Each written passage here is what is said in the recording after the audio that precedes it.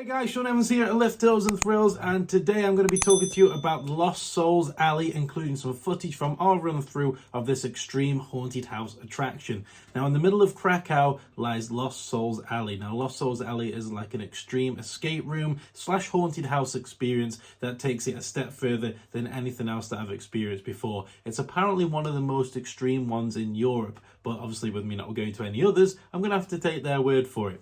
There's various different packages from fun to frightening. Keep in mind that this horror attraction does use tasers, whips, you may be force-fed food, and that's what you are to expect from that experience whilst you're solving very, very simple clues. But the first room that we went into, which you can see in this CCTV footage, we're just sitting around a seance table and nothing was happening. A guy comes in and he starts smashing this giant rope on the table. He throws a chair, the chair snaps and he breaks, and he's just stalking us around the room. I have no idea how they can see us. There's no night vision goggles as you'd see the light, but I just thought it was very creepy, very unnerving, but there was no real idea of what to do. And with there being no light and no torch, it was very difficult to even solve the first puzzle. Eventually, I think they felt sorry for us and let us through a door into the next room and straight down a corridor where I was given a light. Now, down the corridor with this light, it flicks on and off,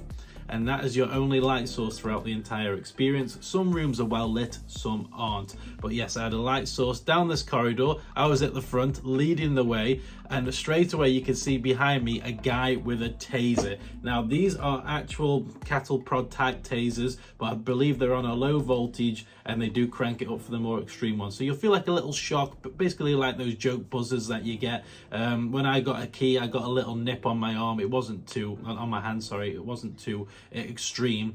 But in some cases they can tie you up and just keep prodding you with them, that I've heard. So that would be a bit more extreme and a bit more uncomfortable. But we didn't get that. Because in the next room, which you'll see in a second, we're walking down this corridor and another guy comes out with a taser wearing some sort of bunny ears. I'm smiling the whole time. I'm going through into the next room, but it's a nervous smile. I was genuinely scared.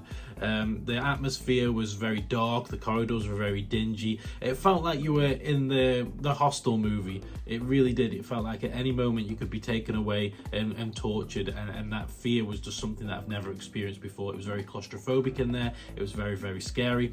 And the CCTV footage they've sent doesn't show all of the rooms. There was actually like a room with a big teddy in, and then this teddy grabs you like from the wall, which is really strange. It was like almost like a onesie strapped to the wall so that they could put their hands in through the sleeves and then grab you. That was creepy. And yeah, we go into the next room, and it literally at this point right here, a guy with a chainsaw follows me down the corridor and lunges at me. Now, his idea was to knock me over, which I fall backwards and onto the mattress that's behind me in this shot. He didn't do that because he's working in the dark.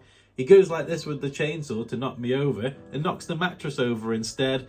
He does shoulder to shoulder to me. I didn't move. The mattress falls over and I carry on with the experience. I thought that was quite funny because I was meant to go down at that point, but he failed, and he failed horribly.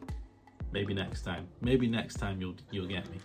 But yeah, that was still a bit extreme, having a guy run at you with a chainsaw. It's not like a normal mazes where the chainsaws come close to you and they're just revving it in your face. This guy could actually like hit you with the chainsaw, knock you over. That threat was quite real. So yeah, he fails that, and I'm like, whoa, the mattress falls over. I'm laughing. I go into the next room, and the guy's still chasing us with the chainsaw.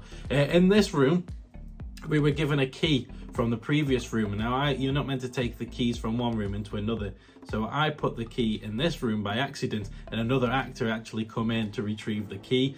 We were basically in a room with a clown just before that, and we had to corner it to get the key off her. And then once we couldn't get the key off her, we had to sing a song or say please just to get the key. So that was a bit of a more of a light-hearted scene that certainly relieved the tension of the extreme experience that we just witnessed. And then we go into a room where a nun tells us to kneel down, and she whips us.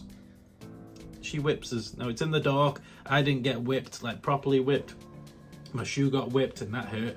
But other than that, if you did the extreme version, I imagine you'll be getting whipped for real, and that would come keen indeed. As ripped clothes, you get water, wetness. There's a lot more extreme experience. But yeah, this nun was whipping us the whole time, which was quite funny. I'm a sadist.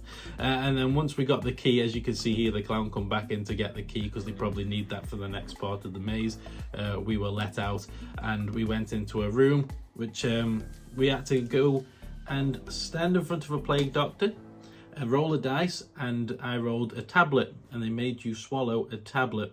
And I didn't like that. I didn't know what that could have been anything. So what I did was I hid the tablet under my tongue. The plague doctors told me to lift up my tongue, and I flicked the tablet above my tongue to show underneath it that it was empty. As soon as he wasn't looking, put it out, put it in my pocket. There's no way I was swallowing that because I just didn't know what it was. I'm sure it was a sweet or just something that looks like a tablet or a pill, but there was no way that I was taking that risk just in case. I solved a puzzle. So basically you go into one of the rooms and a telephone rings, and the telephone gives you like a code, and once you've unlocked the code in like a box, there's like a scene that plays out. And yeah, this was the part where the girl comes out the TV, and as you can see from the footage, I was getting the hell out of there as quickly as humanly possible. 30 minutes we were in there, basically being tortured. And it was one of the scariest experiences of my life, because you know that these actors are prepared to go to extreme measures to scare you and to make it feel as though you're in an actual horror movie. If you're saying stop, stop, stop, stop, stop, they will stay in character until another member of staff comes and physically takes you out. I also got locked in a coffin. How could I forget? That was terrifying. I'll see you in the next one. Goodbye.